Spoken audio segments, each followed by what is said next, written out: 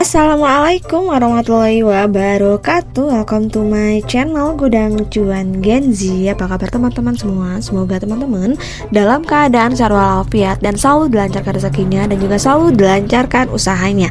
Nah, kali ini saya akan bahas nih untuk teman-teman pemula wajib tahu ya, jangan sampai teman-teman tergoda ataupun terjerumus ke pinjaman online ilegal. Alangkah baiknya teman-teman mengetahui ya pinjaman yang ilegal itu seperti apa sih? Apakah teman-teman udah terlanjur mengajukan di pinjaman online ilegal?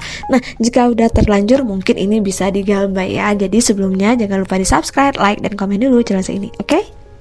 Hai guys, welcome back to my channel Gudang Cuan Gen Z. Nah, kali ini kita akan bahas ya beberapa pinjaman online ilegal karena maraknya pinjaman online ilegal yang masih menjadi perhatian yang sangat-sangat serius ya, terutama karena banyaknya kasus penyalahgunaan data, bunga yang terlalu tinggi, serta mode penagihannya yang tidak masuk akal ataupun yang tidak etis ya, yang sering sekali mengganggu dan juga nasabahnya kena mental istilahnya ya. Jadi ini memang harus teman-teman perhatikan. Nah, banyak ya, dan juga di sini untuk Satgas pastinya sudah melakukan penanganan dengan aktivitas keuangan ilegal bersama Otoritas Jasa Keuangan atau OJK yang selalu memantau dan juga menindaklanjuti terhadap layanan pinjaman online yang beroperasi tanpa izin. Nah, jadi jika teman-teman terlanjur mengajukan pinjaman,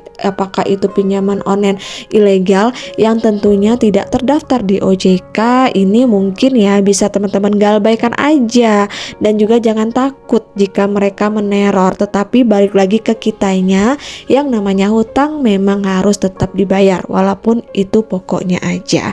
Nah, per Januari 2025 sebanyak 543 pinjol ilegal yang udah teridentifikasi dan juga udah diblokir ya oleh pihak berwenang.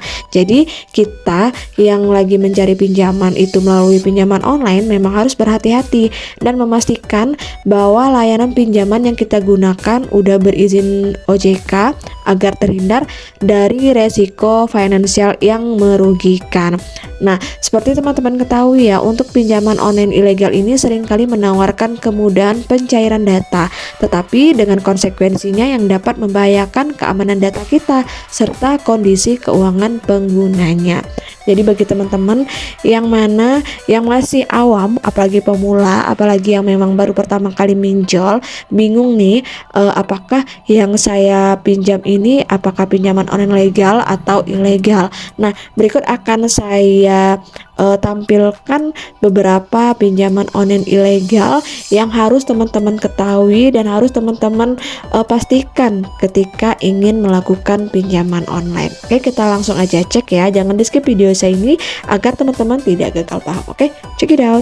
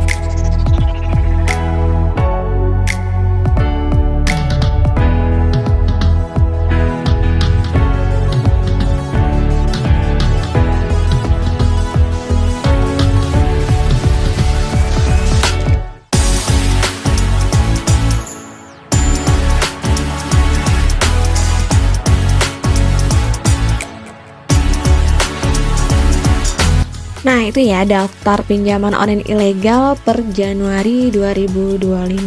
Nah, berikut juga ada ciri-ciri pinjaman online ilegal yang memang harus wajib teman-teman ketahui. Nah, yaitu ada tidak terdaftar ataupun tidak memiliki izin dari OJK, walaupun ya di aplikasinya sering kita jumpai bahwa mereka menempelkan logo OJK di background ataupun di covernya. Tapi teman-teman memang harus pintar, harus cek di websitenya resmi OJK ataupun di Instagramnya OJK untuk mengetahui daftar pinjaman online legal. Nah, kemudian ciri-ciri selanjutnya biasanya untuk pinjaman online ilegal ini menawarkan pinjaman melalui SMS ataupun WhatsApp. Tentunya kalau kita ingin mengajukan pinjaman online, kita memang harus download melalui aplikasi resminya, bisa di Play Store ataupun di App Store.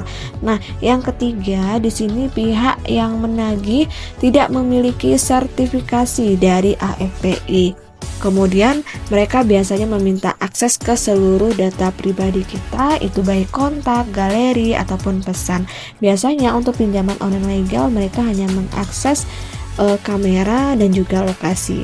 Nah, selanjutnya untuk pinjamannya pun juga sangat mudah diproses, kemudian bunganya yang sangat tinggi, kemudian tidak memiliki alamat kantor pusat yang jelas, kemudian tidak menyediakan layanan pengaduan ataupun customer service yang biasa ada di pinjaman online legal. Jadi itu memang harus teman-teman ketahui untuk ciri-ciri pinjaman online ilegal. Nah, semoga informasi dari saya ini bisa bermanfaat dan bisa teman-teman gunakan untuk hal-hal yang lebih produktif. Tetap yang namanya hutang harus kita bayar walaupun itu hanya bunganya aja. Kita harus tetap memberantas yang namanya pinjaman online ilegal dengan cara apa? Bisa digalbaikan atau bisa dibayar bunganya, pokoknya aja. Nah, akhir kata, wassalamualaikum warahmatullahi wabarakatuh.